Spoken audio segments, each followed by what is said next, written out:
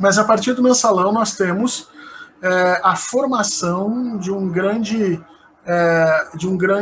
conluio nos poderes da República que envolvia o judiciário em algumas das suas instâncias, mais o Ministério Público, que se arrogaram a ideia de que deveriam limpar o país. Perceba, o judiciário e o Ministério Público, a partir do mensalão, se auto-entregaram a missão de salvar o Brasil da corrupção. Porque, essencialmente, na percepção deles, o sistema político é o mensalão de 2004, né? Na percepção deles, o sistema político é completamente corrompido, dali nada sai, dali nada acontece, e, portanto, eram necessários cavaleiros brancos empunhando as espadas da justiça para limpar esse processo. 2004, com o mensalão, essa ideia ela foi gestada, ela foi tentada, se tentou retirar Luiz Inácio Lula da Silva, sim, do poder, ele suportou, por conta de ser um presidente extremamente popular, né? E também porque tomou as atitudes corretas ali no processo de negociação política. De 2004 a 2013, essa percepção foi se fortalecendo no judiciário, o judiciário foi se tornando cada vez mais politizado, tá? Em todos os lugares do Brasil, nas primeiras instâncias, os juízes passaram, então, a expor as suas posições em redes sociais, a participar de atos políticos de forma frequente, a darem decisões se manifestando politicamente a respeito das coisas, e passaram a utilizar essencialmente as redes sociais com a desculpa de serem cidadãos e terem o direito da sua opinião, passaram a se tornar literalmente agentes políticos. Ao mesmo tempo, o STF foi se tornando cada vez mais midiático, né? A TV Senado passou, a TV Justiça passou a televisionar as reuniões da Suprema Corte, os ministros passaram a se tornar conhecidos da população, começaram a ter fã-clube, começaram a ter haters, pessoas que odiavam, né? Você começou a expor os ministros de alguma forma, quer dizer, o que antes era uma discussão jurídica, o que antes era uma discussão lógica, uma discussão hermenêutica, se tornou em realidade um grande show, né? E aí esses ministros passaram, então, de um lado, a gozar de um prestígio midiático que eles não só não tinham, como não estavam preparados psicologicamente para ter, e há que se discutir se o país está preparado sociologicamente e politicamente para que o STF receba toda essa atenção. Eu acho que não. Eu acho que um dos motivos de nós termos chegado aonde chegamos é porque é exatamente o STF ter se tornado mais ou menos um Domingão do Faustão, onde todo mundo acompanha, onde tem torcida, né? Eu acho que essa exposição foi ruim para a corte. Mas, de qualquer forma, essas duas coisas caminharam juntamente, quer dizer, o deslumbramento da Suprema Corte brasileira e, ao mesmo tempo, a cristalização de uma ideia de que a política brasileira era completamente nefasta, abominável, e que nada de bom dessa política poderia ser criado. É óbvio que isso tudo foi gestado durante os governos progressistas do PT, né? É óbvio que isso tudo faz parte de um ódio de classe em que você pega essas burocracias que estão incrustadas no Estado e tem poder para isso e passa a incutir nelas já uma oposição àqueles governos que estão se estabelecendo e que procuram alterar o status quo, né? Então eu tenho dito sempre para as pessoas isso. O juiz tem que ser independente. A gente sempre pergunta, independente de quem? A Polícia Federal tem que ser independente. Independente de quem? Não, o Ministério Público tem que ser independente. E a gente pergunta de novo, independente de quem? Porque nenhuma dessas instituições é independente do capital. O capital e as suas instruções, as suas instituições, a sua posição de ideologia política, ela está presente em todas as instâncias do mundo. Não há como se tornar independente. O que as pessoas estão defendendo como independência é a independência de instituições quanto à regulação democrática. E isso é muito perigoso. É mais ou menos como se você tivesse um cachorro dentro de casa, feroz, cujo objetivo é te defender, e ele fosse independente. Ou seja, você não tem nenhum tipo de controle com ele, e ele não tem nenhum tipo de controle, ele não precisa temer absolutamente nada de você.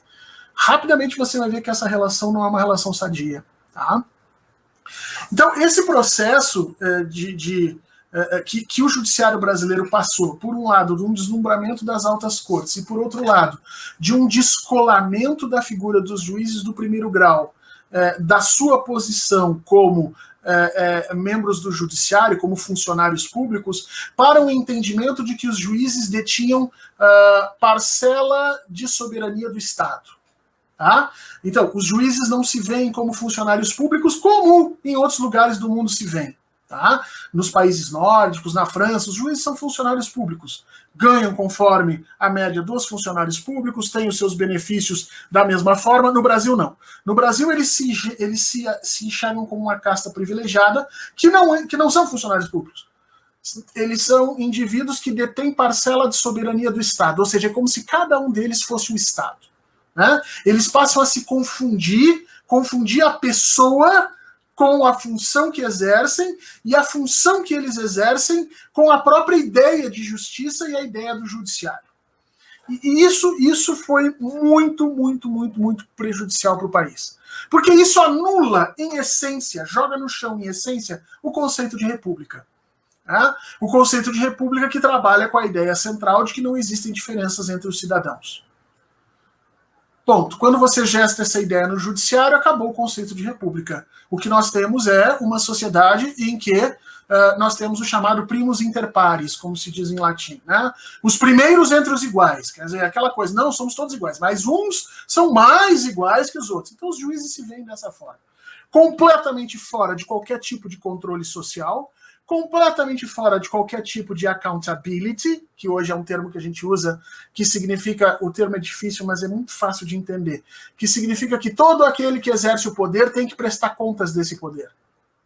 Esse é chamado de accountability. Então, os juízes exercem um poder, eles precisam prestar contas disso. Mas eles prestam conta para quem? Para absolutamente ninguém. E isso foi um problema, esse problema foi tomando forma entre 2004 e 2013 e ninguém percebeu isso. 2004, e aí a gente vai começar a entrar na questão da PEC, né? 2004, o Lula assina a Emenda Constitucional 45, que altera o artigo 130 da Constituição Federal, e cria o Conselho Nacional do Ministério Público. Na época, foi um enorme desgaste político do Lula e do seu ministro da Justiça, que na época era o Márcio Tomás Bastos, se não me engano, porque eles concebiam e percebiam que era necessário, abre aspas, a expressão deles era essa, abrir a caixa preta do judiciário.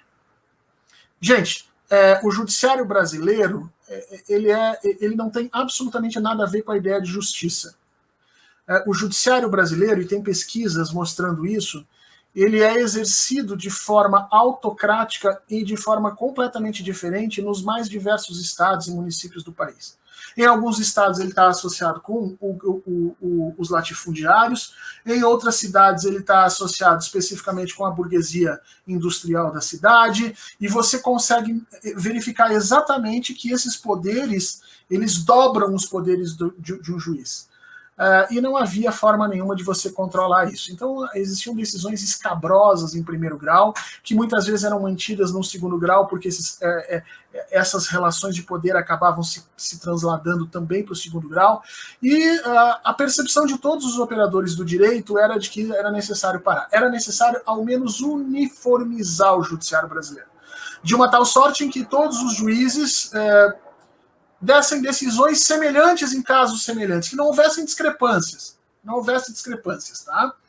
Com isso, se articulou três coisas. Em primeiro, a ideia das súmulas vinculantes. Né? Então, decisões do tribunal, do STF, vinculavam todas as decisões abaixo. Quer dizer, no momento que o STF se pronunciava, todos os operadores, os juízes que decidissem, juízes, desembargadores que decidissem abaixo do STF, deveriam decidir vinculada àquela decisão.